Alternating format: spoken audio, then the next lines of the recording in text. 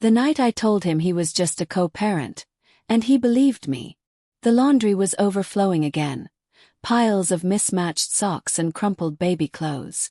I was tired. Not the kind of tired that sleep fixes, but the kind that seeps into your bones and makes even breathing feel like effort. As I folded another onesie, my hands moved mechanically while my heart boiled with resentment. Ethan walked in late again. No excuse, no explanation. Just silence and the faint jingle of his keys landing in the dish by the door. I didn't look up. I didn't need to. The words slipped out before I could stop them. You're not my love anymore. You're just the guy I raise a kid with. The silence that followed was unbearable. Not loud but thick. Pause too long to ignore, too short to undo. If you've ever said something out of hurt just to make someone feel the pain you're carrying, then you already know. Regret comes fast, but not fast enough to pull the words back. We hadn't always been this way. In the beginning, Ethan was my safe place. My anchor. Where I spiraled, he steadied. When I doubted, he had faith. He made me feel chosen. Then came our daughter Mila. She wasn't a surprise, but her early arrival caught us off guard. Parenthood didn't break us. Not at first. But it buried us. Beneath feedings, laundry, work schedules, grocery runs, and sleepless nights, we slowly disappeared. I stopped seeing Ethan as my partner and started seeing him as a task partner. Co-manager. Someone who could take out the trash, change a diaper, or heat up bottles while I handled the rest. And he started walking on eggshells.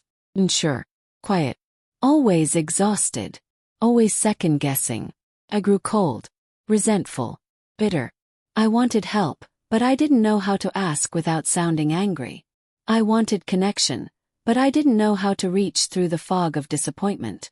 Then one night Mila had just gone down. I sat folding her little pajamas. Ethan sat across from me on the couch, scrolling on his phone. The quiet was loud. Then came his voice, hesitant. Do you still care about me? I stopped mid-fold. A small laugh escaped. Not from humor but disbelief. That he'd finally asked. I think you're a great dad, I said slowly. But it feels like I'm just co-parenting with a stranger. He didn't speak. Just blinked. Then stood. Walked to the hallway. I heard the scrape of the closet door. The wheels of a suitcase being pulled out. I stood suddenly breathless. My throat burned. Wait, I whispered, barely audible. He didn't stop packing. He paused only once, zipped the bag, then turned to me and said with a quiet steadiness, if that's what I am to you, I won't stay where I'm not wanted as anything more. He walked past me without a slam, without yelling. Just calm. Hello. That night I didn't sleep in our bed. Not because it was taken but because it still smelled like him. And I couldn't bear it. The next morning Mila asked where Daddy was. I told her he was staying with Grandma for a bit. It wasn't a lie, not exactly. He had gone there. But the reason? That was on me. Days turned to weeks. His messages were only about Mila. Efficient. Neutral. Cold. Gone were the voice notes, the check-ins, the little heart emojis. Now I was a contact in his phone. A name under Mila's mom. I told my friends we were drifting apart anyway. That he hadn't tried in months. That he stopped making an effort. But late at night, when the house was quiet and my pride couldn't shield me, I knew better. He had made the coffee just how I liked it, even when we weren't speaking. He rubbed my neck when I complained about my back, even when I hadn't touched him in weeks. He still called me darling, even when I flinched at the word. He tried. I just stopped noticing. And then I pushed, word by word, until I shoved him out the door. I thought he'd come back. Maybe not the next day, but eventually. That we'd both need space. Cool off. But he didn't come back. A month later I got a link to a shared calendar. It was labeled Mila's schedule. There was no message. Just color-coded blocks for pickups and drop-offs. The first time he dropped her off, he didn't even step inside. Kissed her forehead, handed me her bag and left. I wanted to scream. Come in. Fight for us. But I knew. He had fought. I just convinced him there was nothing left worth swinging for. That night, I slid down the fridge onto the cold tile floor and sobbed.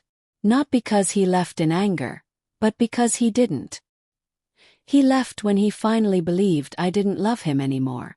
We sat in a mediator's office weeks later, discussing holidays and shared custody. He wasn't bitter. He looked at peace. And I hated it. Not because I wanted him to hurt, but because he looked free. Free from the woman I had become. The one who met effort with sarcasm, love with silence, who turned partnership into a scoreboard. And now, I carry the title, single mother.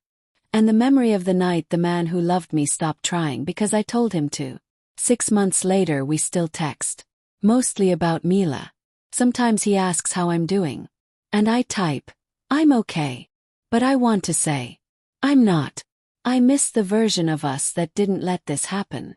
He believed my words that night. That's the part that hurts the most. Because I didn't mean them. But sometimes the words you say in pain, those are the ones that stick the hardest.